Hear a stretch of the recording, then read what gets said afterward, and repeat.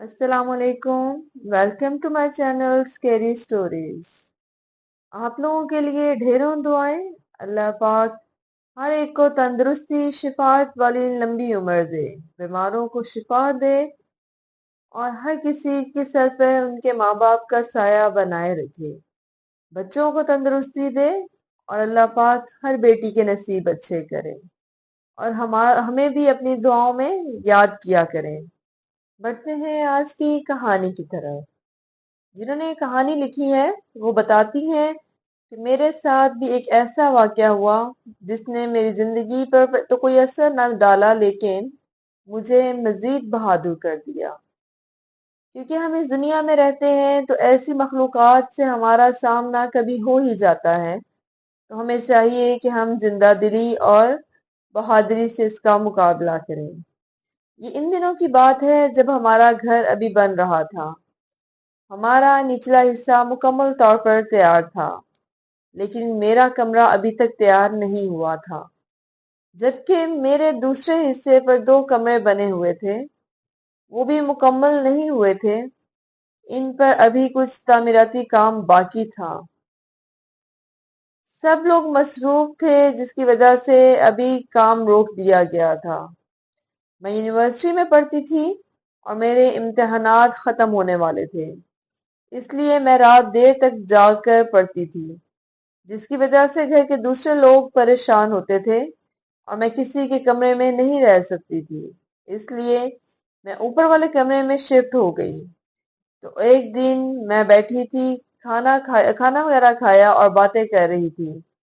اس کے بعد سب سونے کے لیے اپنے اپنے کمروں میں چلے گئے. میں کچھ دیر بیٹھی اور ٹی وی دیکھتی رہی. پھر میں اوپر اپنے کمرے میں چلی گئی. تو پہلے تو میں نے کچھ دیر پڑھائی کی اور پھر بیٹھ گئی. تھوڑی دیر کے لیے میں تھک گئی تھی، اس لیے میں نے کہا کہ اب سو جاؤں.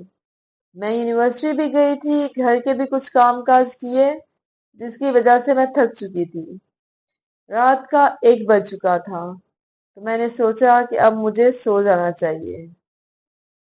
مجھے ایک اب میں ابھی سوئی ہی تھی کہ رات کے 4 بجے میری آنکھ کھلی. مجھے ایک عجیب سا احساس ہوا، جیسے کوئی مجھے دیکھ رہا ہو، مسلسل کوئی مجھے دیکھ رہا ہو. پہلے تو میں نے سوچا کہ آنکھیں کھولوں، لیکن پھر میں نے آنکھ نہ کھولی. میرے دماغ میں یہی چل رہا تھا کہ کون ہو سکتا ہے جو رات کے اس وقت مجھے گھور رہا ہو. چنانچہ میں نے آہستہ سے آنکھیں کھولی. پہلے میری نظر فرش پر گئی. میں نے بچوں کے جوتے دیکھے اور پھر جیسے ہی میں نے تھوڑا سا اوپر دیکھا تو مجھے ایک ایسی نظر پڑی کہ بچی کا فراک نظر آیا. بالکل چھوٹی سی بچی تھی. مجھے بالکل سمجھ نہیں آئی کہ یہ کون ہو سکتی ہے. ہمارے گھر میں تو کوئی بچی بھی نہیں.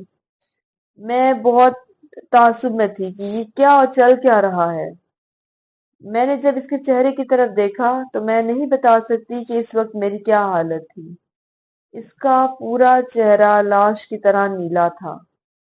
اس کی آنکھیں بالکل سفید اور بال بھی سفید تھے.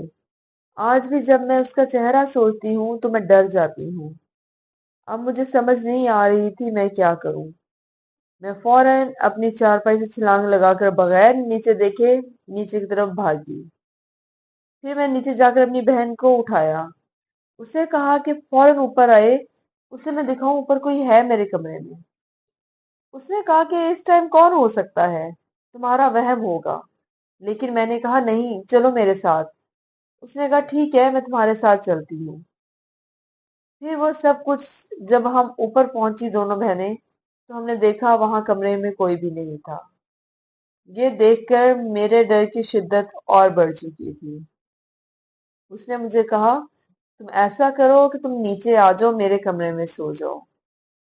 میں کافی دن تو اس کے کمرے میں سوتی رہی. پھر کبھی کبھار میں اپنے روم میں دوبارہ جا کر سونا شروع ہو گئی. اس کے بعد میرے ساتھ ایک اور واقعہ پیش آیا. ہم گاؤں گئے ہوئے تھے. میرے کزن کے بیٹے کی برتھ ڈے تھی. ہمارا گاؤں فیصل آباد میں ہے. ہمارے علاوہ بھی بہت سے مہمان آئے ہوئے تھے اور ان سب کے لیے انتظام کیا گیا تھا.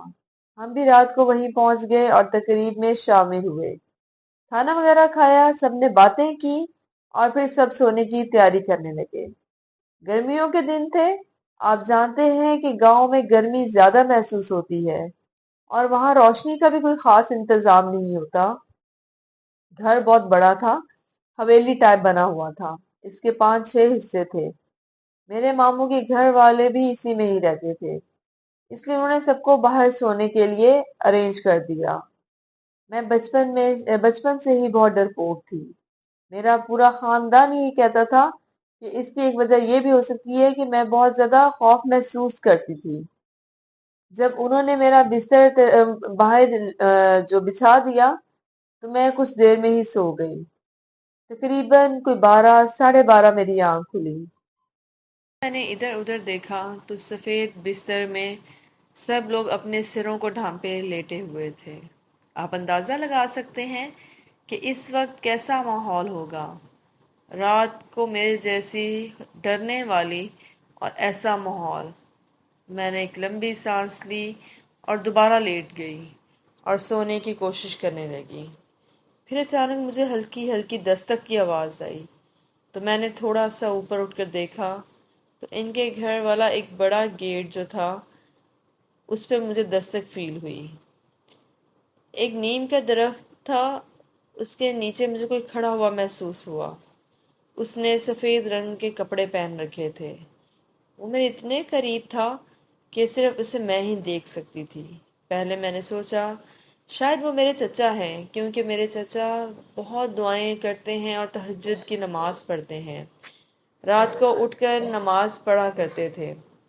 میں نے ان کی طرف دیکھا تو وہ جو کوئی بھی تھا وہ تیزی سے اڑنے لگا اور میری طرف آنے لگا تو مجھ سے 2-4 قدم آگے میرے بھائی تھے۔ سب لیٹے ہوئے تھے، میری بہن بھی میرے ساتھ لیٹی تھی۔ میں نے اسے دیکھ کر مجھے بہت ڈر فیل ہوا۔ میں نے اپنی بہن کو ہلایا، اسے اٹھانے کی کوشش کی پر وہ بہت گہری نیند میں تھی۔ اس نے مجھے بار بار سونے پر اصرار کیا۔ میں نے پھر اسے اٹھایا، اس نے میرا سر پکڑ کر بھی نیچے کر دیا زبردستی اور کہا سو جاؤ، تمہارا وہم ہوگا۔ پر میں مسلسل اسے دیکھ رہی تھی۔ وہ چیز اڑتی ہوئی آئی اور اس نے میری چارپائی کے پاس جب دیکھا کہ ہلچل ہے، وہ چیز میرے بھائی کی چارپائی کے سرہانے کھڑی ہو گئی۔ جب میں اسے دیکھ کے رونے لگی تو وہ میری آنکھوں کے سامنے سے غائب ہو گئی۔ پھر وہاں میری خالہ تھی، وہ فوراً اٹھی اور پوچھا کہ کیا ہوا ہے۔ میں نے انہیں بتایا کہ وہاں کوئی تھا، پر انہوں نے جب دیکھا تو وہاں کچھ بھی نہیں تھا۔ میں مسلسل آیت الکرسی پڑھنے لگی۔ خالہ نے بھی آیت الکرسی اور دعائیں وغیرہ پڑھ کر مجھ پر پھونک دی، پر مجھے اگلے ہی دن بہت تیز بخار ہو گیا۔ گھر والے بہت پریشان ہو گئے۔ تو یہ ایک واقعہ تھا جو مجھے اس طرح یاد ہے۔ میں اکثر اب بھی سوچتی ہوں کہ ایسا میرے ساتھ ہی کیوں ہوتا رہا۔ ہر کوئی کہتا تھا کہ شاید تم زیادہ ڈرتی ہو، اس لیے تمہارے ساتھ ہی ایسے واقعات پیش آتے ہیں، جس کی آج تک مجھے سمجھ نہیں آئی۔ ایک ایسا اور واقعہ ہے جس سے میں آج تک انجان ہوں کہ وہ میرا خواب تھا یا حقیقت تھی۔ وہ واقعہ کچھ ایسا ہے، یہ ضرور سنیے گا، انٹرسٹنگ ہے۔ میری عمر 10 سال تھی اور میرے بھائی کی عمر 8 سال۔ ہم اسکول بہت دور جاتے تھے، پیدل جایا کرتے تھے۔ ہمارے رستے میں ایک ریلوے ٹریک تھا جسے ہم کراس کر کے جاتے تھے۔ ایک رستے میں ایک نرسری آئی، پھر ہمارا اسکول۔ چنانچہ ہم حسب معمول باتیں کرتے ہوئے اور کھیلتے ہوئے اسکول جا رہے تھے۔ جب ہم ریلوے ٹریک عبور کرنے لگے تو وہاں پر میں نے ایک گائے کے گوشت کا بہت بڑا ڈھیر دیکھا۔